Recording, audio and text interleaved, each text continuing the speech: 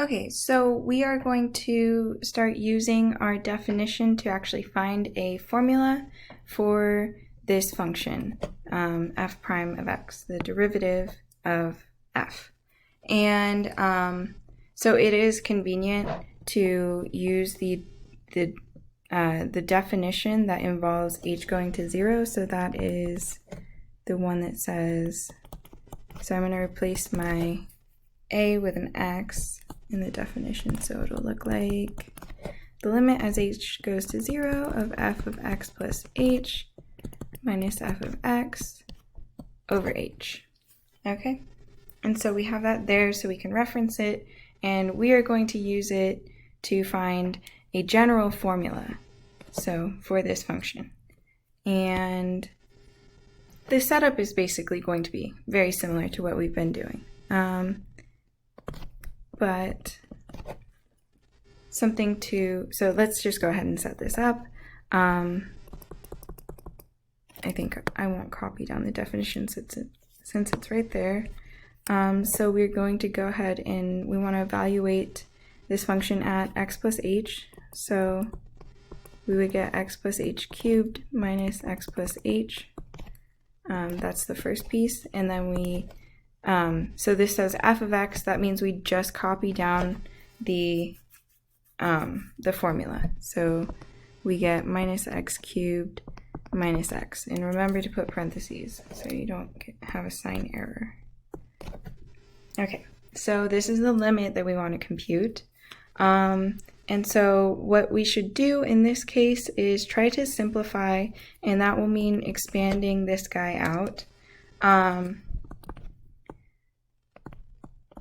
So that may take several steps, so I'm actually going to just tell you, and you should verify that this is actually the case.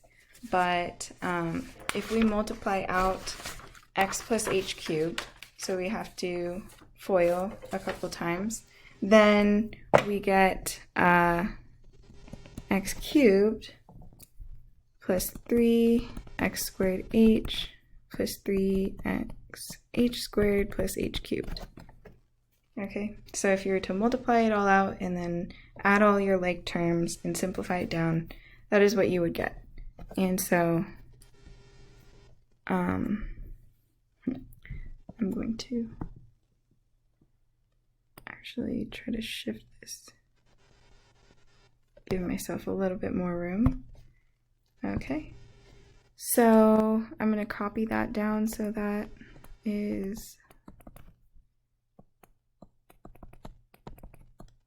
the first piece.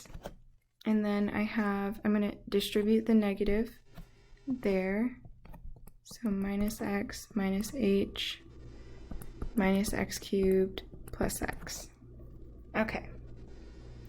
Now, let's see. We have a plus x and a minus x, so those are going to cancel. Oh, let me not forget my denominator. So let me mark that off. So those will cancel. And we also have a positive x cubed and a negative x cubed, so those will also cancel.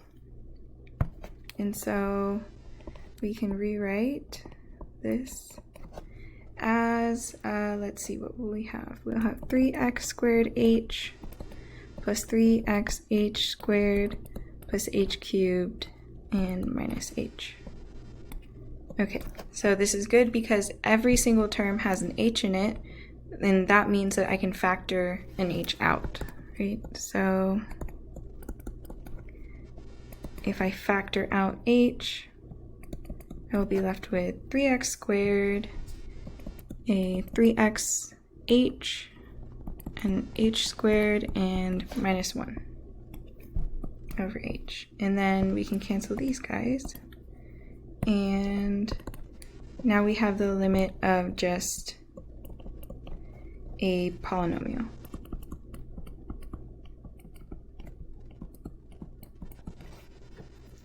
Okay, now what we do is just plug in h equals 0, and we'll get 3x squared. This will be, I'll just write it out, so this would be 3x times 0 plus 0 squared minus 1. And so these, of course, are just 0, and so our answer is 3x squared minus 1.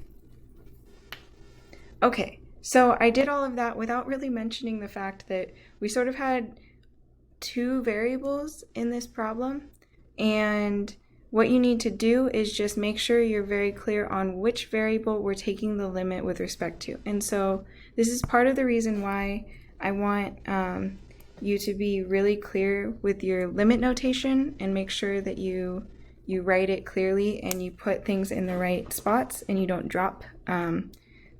Like say if you were to drop this h goes to 0, all of a sudden this limit becomes ambiguous and it's not clear what you mean, right? Okay, so remember, you can just treat anything that does not involve an h like a constant. So maybe I'll write that down.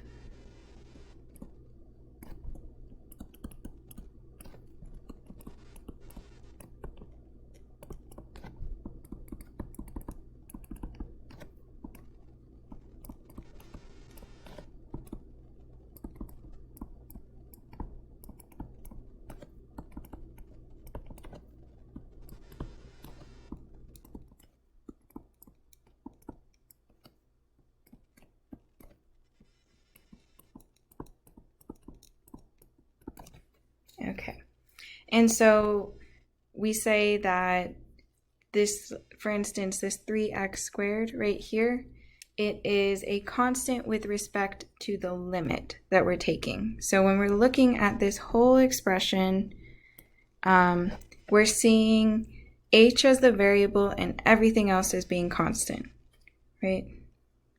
Okay, so hopefully, and you'll get some practice doing this. And we're going to do a few more examples.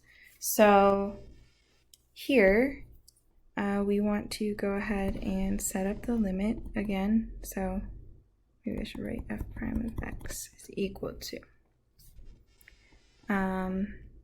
So I'll just go ahead and plug in x plus h to the function, and then we have f of x over h. Okay, so this is a limit where we're going to want to multiply by the conjugate. So that's going to be x plus h plus, or square root of x plus h plus square root of x.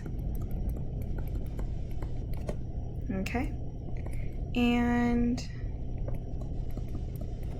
now we get just x plus h minus x in the numerator, and we have h times square root of x plus h plus square root of x in the denominator.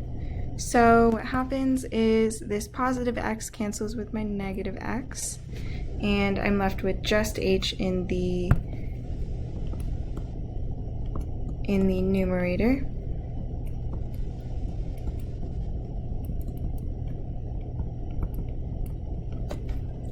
And then I can cancel these h's.